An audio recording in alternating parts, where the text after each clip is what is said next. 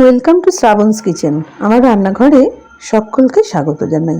এই প্রচণ্ড গরমে আমি একটা সবজি করে দেখাচ্ছি, বরবটির সবজি।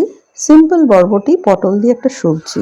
আসুন দেখে নেওয়া যাক। আমি এখানে দেখুন নিয়েছি দুটো মাঝারি সাইজের পটল, কিছু বরবটি বা লাফা এবং যা হোক নিতে পারেন, আর একটা ছোট আলু। সবকটাকে নিজেদের পছন্দ মতন ছোট ছোট একদম কুচো করে কেটে নেবেন, ছোট ছোট পিসে কেটে নেবেন যাতে খুব তাড়াতাড়ি হয়ে যায়। এবার ফ্রাই প্যানে আমি দীর্ঘ করছি না ভিডিওটা, ফ্রাই প্যানের মধ্যে একটুখানি কালো জিরে আর একটা শুকনো লঙ্কা ফোড়ন দিয়ে আর সব কটা সবজি ছেড়ে দিয়ে আমি মিডিয়াম আঁচে মিডিয়াম ফ্লেমের ওপর নাড়াচাড়া করতে থাকছি কিছুক্ষণ ধরে।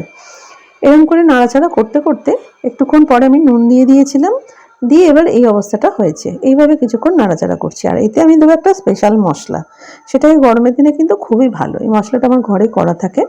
দেখুন শেষের দিকেই হয়ে এসছে, কাঁচে শিশিতে রাখা ছিল। এখানে আমার দেয়া রয়েছে ধনে, 1 চামচে ধনে, আর 1 চামচে জিরে, আর হাফ চামচে গরম মশলা, একটা বীজ বের করা শুকনো লঙ্কা, শুকনো লঙ্কাটাকে কাঁচি দিয়ে কেটে বীজ বের করে নিয়েছি, শুকনো লঙ্কা, একটুখানি হিং আর একটুখানি গোলমরিচ দিয়ে আর এগুলো দিয়ে আমি একটুখানি সামান্য ছোলার ডাল একসঙ্গে একটু শুকনো খোলায় ভেজে নিয়ে তারপর ঠান্ডা করে আমি গুঁড়িয়ে রেখেছিলাম। এটা কিন্তু খুব সুন্দর, যে কোনো তরকারিতে দিলে হালকা তরকারির টেস্ট খুব ভালো হয়। এখানে আমি ক্রাঞ্চি টাইপের তরকারিটা করছি, যেটা গরমের দিনে রুটি দিয়ে ভাত দিয়ে ডাল দিয়ে খেতে খুব ভালো লাগবে।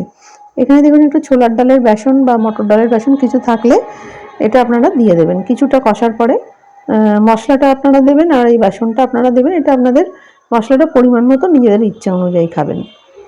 আর দুটো কাঁচা লঙ্কা ফাটানো দিয়ে দিলাম। এবার এগুলোকে আবার কিছুক্ষণ লো ফ্লেমেতে একটুখানি নাড়াচাড়া করে কষিয়ে নেব। আর তারপরে সামান্য জলের ছিটে দিতে হলে আপনারা দিয়ে একটু কষাবেন, ভালো লাগবে। এইভাবে কিছুক্ষণ কষানোর পরে, বেশিক্ষণ নয়, মাঝারি আঁচের মধ্যেও করতে পারেন, লো ফ্লেমের মতন, বাসনের ওপরে সেটা নির্ভর করছে আপনারা কোন প্যান ইউজ করছেন। এবার আমি একটু অল্প জল দিয়ে দেবো এবং দিয়ে ফ্লেমটাকে অল্পক্ষণের জন্য হাই করে দেবো। ফ্লেমটা হাই করে দেওয়ার ফলে জোর আঁচে একটা ক্রাঞ্চি সবজিটা তৈরি হয়ে যাবে, আর খেতে ভীষণই ভালো লাগে। ডাল ভাত দিয়ে, গরম ভাতেও ভালো লাগবে, রুটি দিয়েও খেতে ভালো লাগবে। ছোট্ট এই ভিডিওটাতে আজকে প্রচণ্ড গরমের একটা খুব সুন্দর সিম্পল একটা টেস্টি উপকারী সবজি আপনাদের দেখালাম। রেসিপি কেমন লাগলো জানাবেন, সঙ্গে থাকবেন বন্ধুরা।